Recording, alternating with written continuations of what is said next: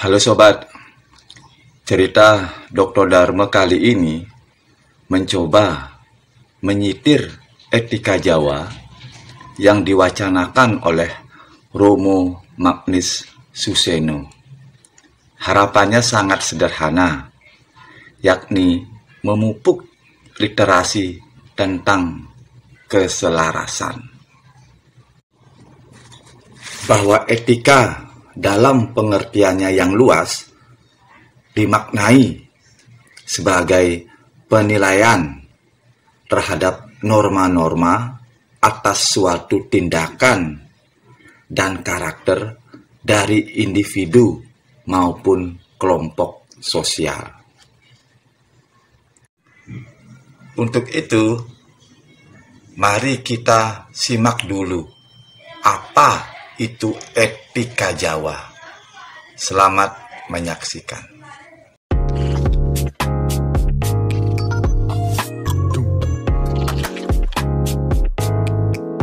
Etika Jawa. Nah, saya kira perlu diperhatikan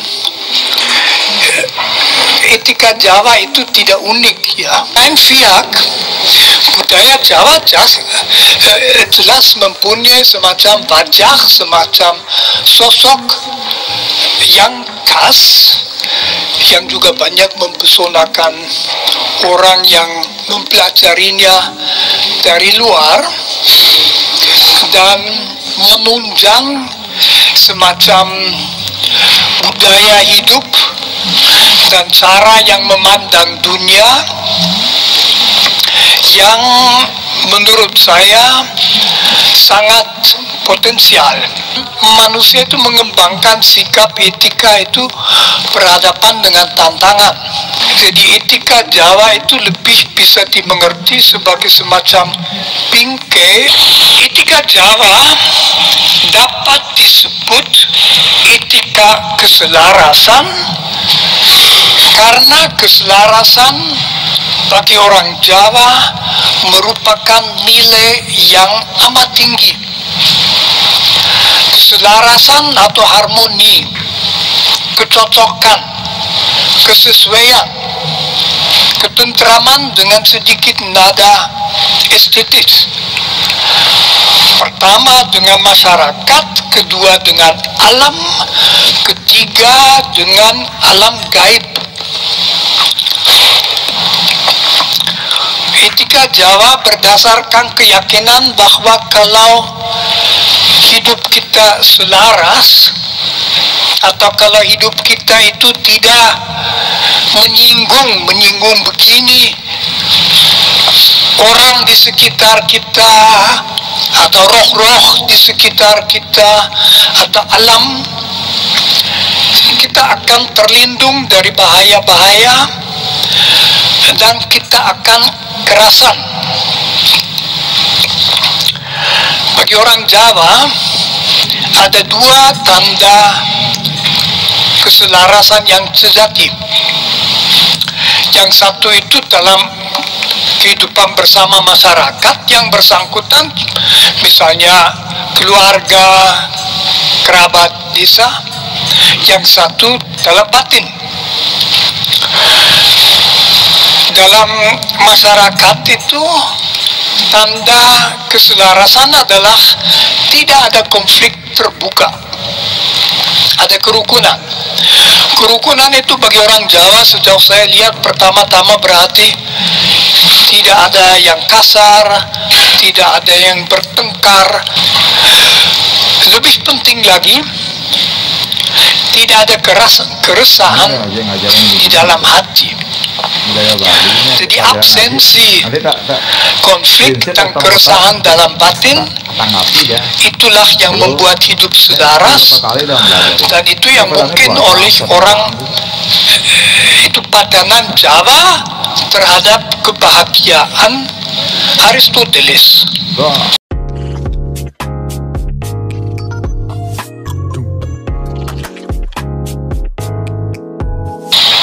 Keselarasan tercapai dengan tiga cara. Yang pertama, menghindar konflik terbuka. Biasanya tidak boleh mengatakan boten ora, tidak. Dia mengatakan inggih, tapi inggih dengan suatu nada di mana orang yang pintar komunikasi tahu apa yang dimaksud. Hanya orang bodoh mengira, oh ya, dia setuju. Mungkin dia mengatakan inggih, hanya mau mengatakan, aku menghormati pendapat Anda. Yang satu lagi, orang Jawa diharapkan menghormati orang lain. Menghormati orang lain berarti menyapa dia, memperlakukan dia sesuai dengan kedudukan sosialnya. Betapa kuat perasaan spontan bagi kedudukan sosial orang lain masih ada di dalam perasaan Jawa. Jadi bahasa Jawa betul-betul membantu dengan cara bicara yang baik. Orang Jawa sudah menentukan suasana. Lalu yang ketiga, suatu kemampuan Jawa yang luar biasa, menguasai, menangani emosi. Menangani emosi, memastikan bahwa emosi tidak pernah melampaui tingkat tertentu. Bagus Dianggap seni hidup dan tanda kedewasaan. Bukan hanya emosi negatif seperti marah, kecewa, iri hati, benci, tetapi juga emosi positif seperti kegembiraan. Tentu salah besar orang menarik kesimpulan bahwa tidak ada emosi kuat. Emosinya kuat tetapi tidak diizinkan berlebihan. Bagaimana orang Jawa belajar etika keselarasan dalam kenyataan sehingga dia membawa diri sesuai cita-cita Jawa? Ada 3 sarana. Yang pertama itu tekanan masyarakat. Masyarakat Jawa tidak mengizinkan kelakuan yang mengganggu kerukunan. Jadi dari masyarakat ada tekanan kuat sekali untuk membawa diri, karena orang sebetulnya dihargai dari apakah dia bisa membawa diri menurut cita-cita itu. Yang kedua, internalisasi.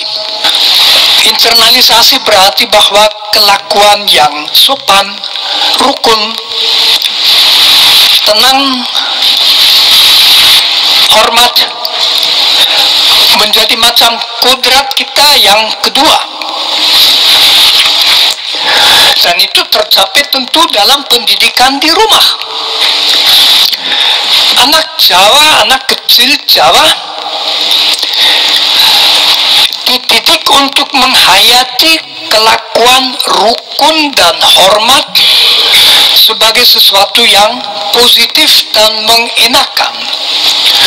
Dia belajar bahwa kalau suasana adalah pantas, maka itu bagi semua menyenangkan dan positif. Dan dia belajar bahwa persatuan dengan keluarga dan kelompok adalah dasar dan sumber keamanan psikis.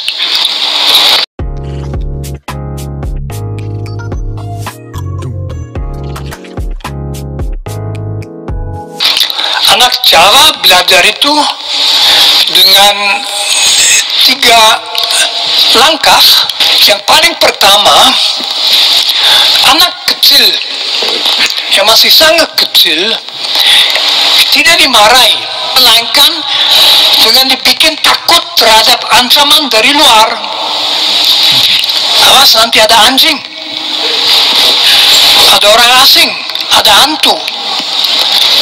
Yang kunci itu bukan rasa takut wedi, tetapi rasa malu, merasa izin. Ngerti izin, mengerti merasa malu adalah tanda kedewasaan. Orang yang tidak tahu malu, memalukan. Tidak dewasa, kasar, tidak mencapai kemanusiaan yang sebenarnya. Sehingga kelakuan yang menimbulkan rasa malu amat sulit dilakukan. Itu juga semacam social control yang sangat kuat. Lebih baik diam. Maka kalau orang Jawa menjadi dewasa, dia diharapkan mempunyai rasa yang disebut sungkan. Sungkan itu semacam malu-malu positif berhadapan dengan orang yang berkedudukan lebih tinggi. Tetapi khasnya bagi sungkan bahwa itu perasaan yang tidak negatif, tapi suatu perasaan yang enak. Dalam komunikasi perlu diandaikan bahwa rasa malu dan rasa sungkan bisa mempersulit komunikasi. Tentu juga ada cara-cara untuk mengatasinya. Mungkin bisa juga belajar untuk masa depan supaya tidak diulangi dan dia tidak tersinggung. Itu yang paling penting. Lalu yang ketiga yang mendukung etika Jawa itu tentu sekian nasihat etika Jawa. Orang Jawa belajar begitu banyak dari wayang. Memang yang biasanya tidak tahu izin itu para buto, para raksasa itu. Mereka itu lalu terpelanting dan sebagainya karena bodoh-bodoh. Pandawa punya Semar, Kurawa punya Togok. Pandawa selalu mendengarkan Semar dan memperlakukannya dengan hormat. Jadi orang Jawa dibayang juga belajar bahwa bagaimana orang dihormati tidak semata-mata tergantung dari kedudukan formal dalam masyarakat. Yang ideal itu tahu hakikat jiwa itu. Tapi Korowo itu selalu juga dapat nasihat dari Togok. Dan Togok itu memberi nasihat yang biasanya benar juga, tapi nggak pernah dihiraukan. Maka di situ kita juga melihat sesuatu di etika Jawa harusnya halus dan tidak kasar. Keras tidak sama dengan kasar, tapi kasar jangan. Etika Jawa seping pamrih rameng gawe. Ini tentu sikap-sikap moral yang mendalam.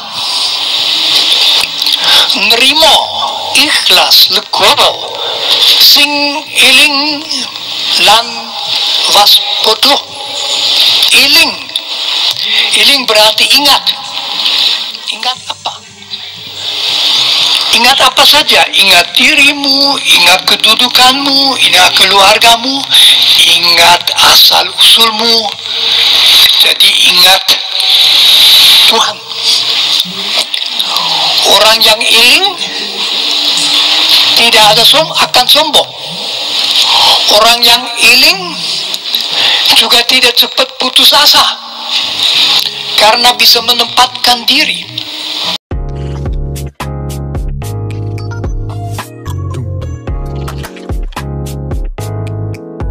Tentu saja sikap seperti nerimo bisa juga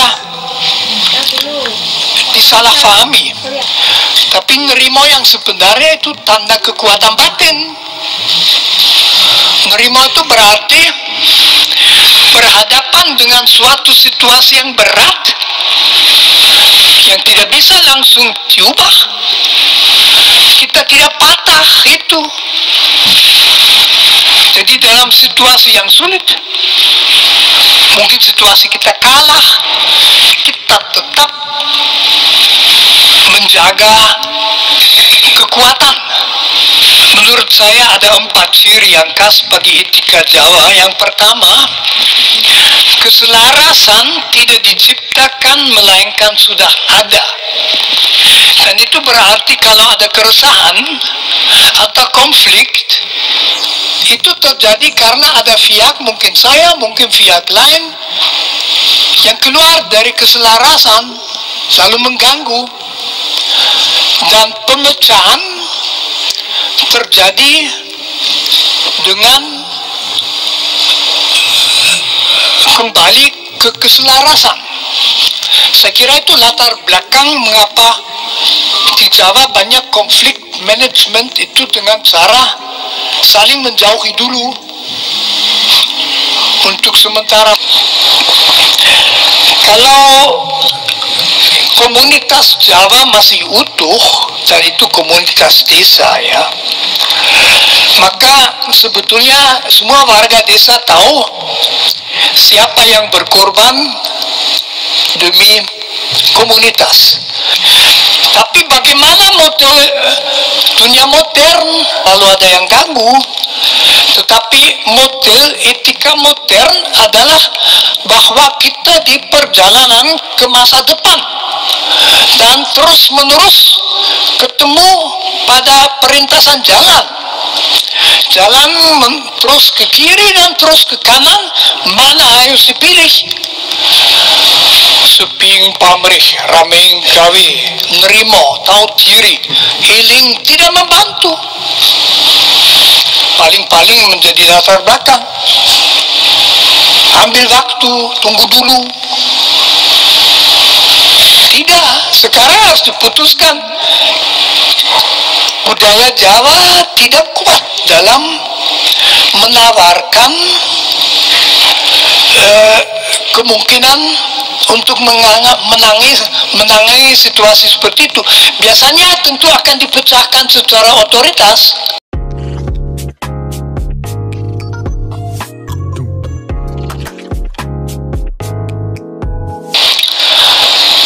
Dalam budaya Jawa, penyesuaian diri itu penting supaya semua rukun.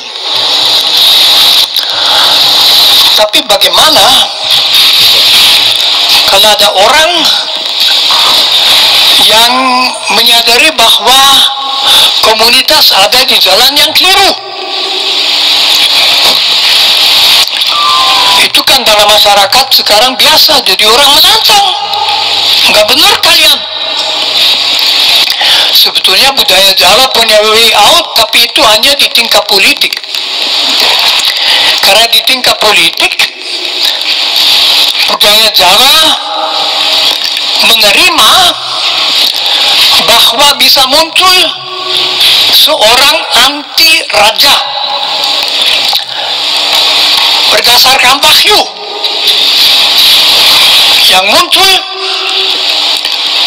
dan apakah dia betul-betul punya wahyu atau tidak tergantung akan kelihatan apa dia mempertahankan diri atau tidak. Kalau dia berhasil menggulingkan raja, dia benar. Kalau dia tidak berhasil, bukti bahwa dia tidak punya modal rohani untuk melakukan itu. Lalu dalam struktur etika Jawa,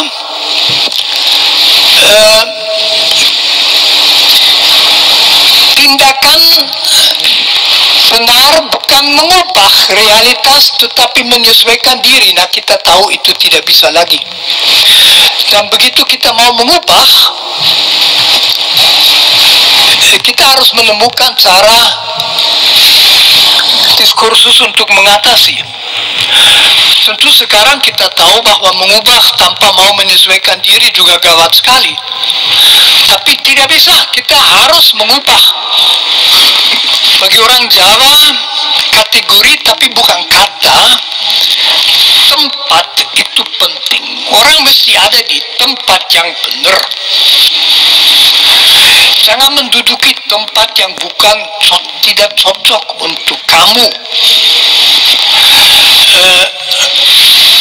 Carilah tempat di mana kau betul-betul bisa berkembang sepenuh-penuhnya. Tempat berarti tempat yang betul adalah tempat di mana kalau kita ada tidak tabrakan dengan komunitas, dengan orang-orang lain, tidak tabrakan dengan alam, jadi keselarasan dengan alam, dan tidak tabrak dengan alam atituniawi. Dan karena itu unsur yang keempat etika Jawa adalah yang paling penting adalah rasa. Orang harus mengolah rasa. Rasa itu kemampuan untuk merasakan diri dalam realitas. Rasa bisa dangkal, rasa bisa mendalam. Rasa itu sebuah kepekaan tetapi bukan sebuah kelemahan. Orang yang punya rasa halus, jadi merasakan getaran-getaran yang ada, dia justru akan berhasil. Dia gampang berkomunikasi. Bagi orang Jawa, rasa itu penting sekali. Ada 4 sembah. Sembah Roko, sembah Jiwa, sembah Cipto, sembah Rasa. Tentu muncul pertanyaan, apakah keselarasan bisa menjadi nilai dasar etis? Bagi orang Jawa pun, keselarasan hanya tercapai kalau orang betul-betul baik hati. Baik hati itu nilai etis tulen.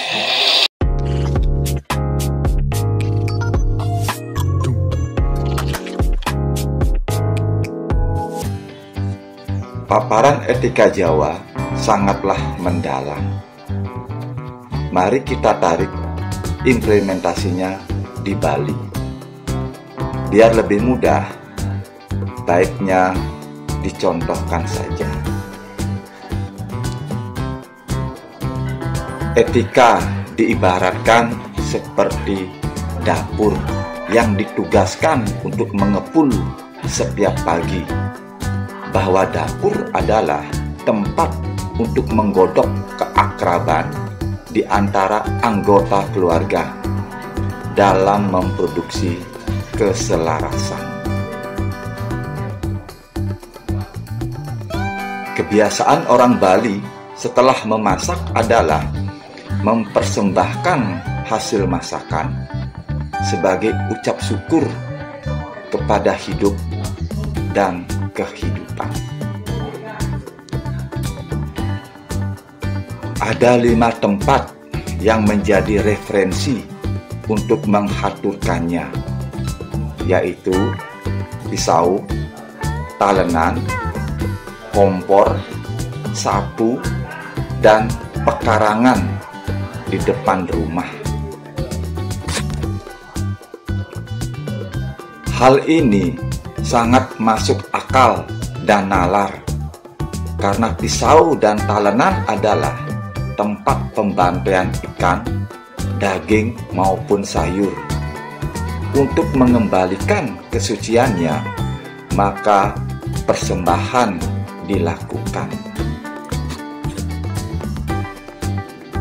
Kompor sebagai simbol produksi dalam memproduksi makanan dengan tokohnya yang bernama api.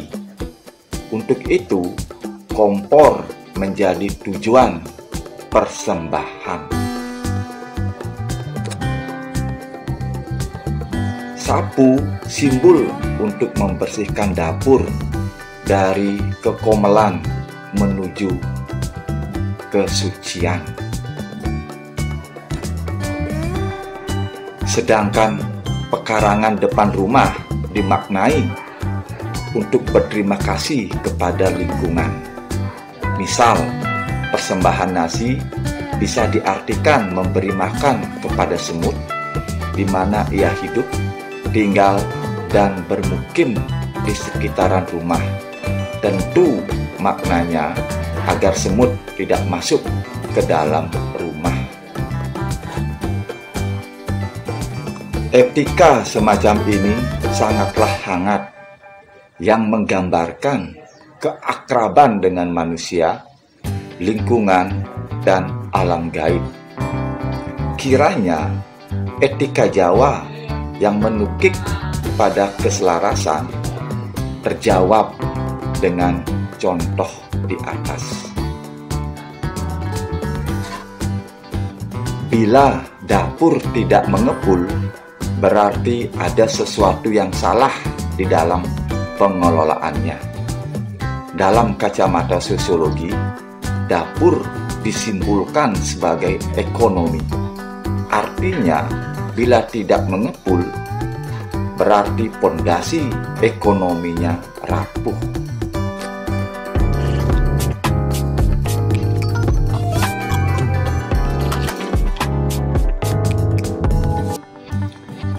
Tentu hal ini berefek pada masalah lainnya.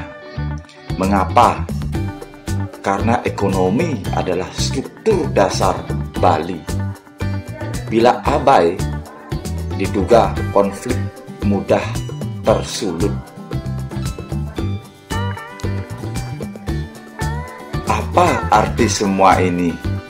Artinya, dapur sebagai etika mesti dikuatkan dan dikokohkan. Bila tidak, keselarasan tidak diproduksi. Tentu ada ketakutan bila dapur tidak mengepul. Namun, rasa takutlah sebagai etika telah menggiring manusia untuk senantiasa mencari cara dalam mempertahankan hidup dan keberadaannya. Jadi, rasa takut sebagai pemicu untuk berbenah, dan manusia sanggup melakukan itu. Di Bali, hal semacam ini terlontar lewat lagu-lagu tradisional, seperti lagu Semut-Semut Api yang menerangkan perjalanan manusia yang penuh suka dan duka untuk kembali kepada dirinya sebagai cahaya. Pendeknya, keselarasan dipilah menjadi 3. Pertama, selaras sebagai sistem keyakinan dan perilaku etis. Kedua, selaras dapat membuat klaim tentang logika terhadap sesuatu yang etis. Ketiga, selaras sebagai etika yang substantif. Dalam perjalanannya, Bali telah mengejawantahkan etika Jawa ke dalam etika Trihitekarana, di mana kehangatan dengan manusia dan keakraban dengan lingkungan maupun alam gaib sebagai 3 penyebab kemakmuran Bali yang tiba pada kebahagiaan. Klaim ini bukanlah tanpa sebab. Klaim etisnya mendeskripsikan Trihita Karana sebagai basis tindakan terbaik, sebagai konsekuensi dalam memaksimalkan kebahagiaan. Trihita Karana merupakan aspek sentral sekaligus landasan moral untuk tidak melakukan penyiksaan terhadap lingkungan.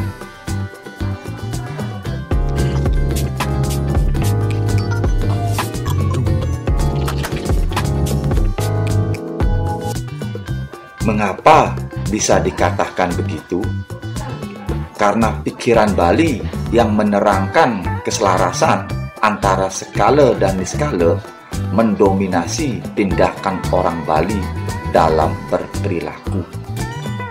Anda bisa mendalaminya di film Pikiran Bali di channel ini pula. Apa arti semua ini? Artinya, Trihita Karana merupakan penilaian etis yang didasarkan pada prinsip-prinsip universal yang berlaku untuk semua dan imparsial. Jadi, komitmen Trihita Karana sebagai legal standing Bali tidak diragukan lagi. Film Legal Standing Bali juga Anda bisa putar di channel ini pula.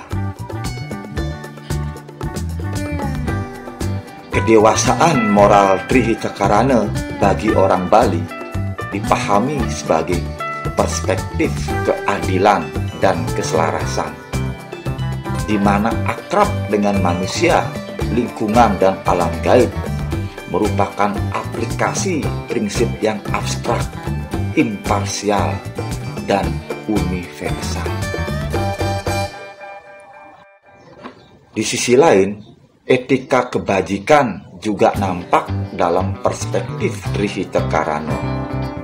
Tujuannya untuk membangkitkan kembali pandangan etika Aristoteles yang mengatakan bahwa penilaian etika berkaitan dengan karakter pelaku, dan bahwa etika akan sanggup menjawab semua pertanyaan manusia. Jadi, etika kebajikan dalam hal ini Trihita Karana merupakan syarat dari kehidupan yang baik, dan itu sangat dibutuhkan oleh Bali. Begitulah teman-teman, cerita etika Jawa kita lihat dalam sisi di Bali. Mudah-mudahan cerita ini bisa dipahami. Dan sampai ketemu di cerita berikutnya. Terima kasih.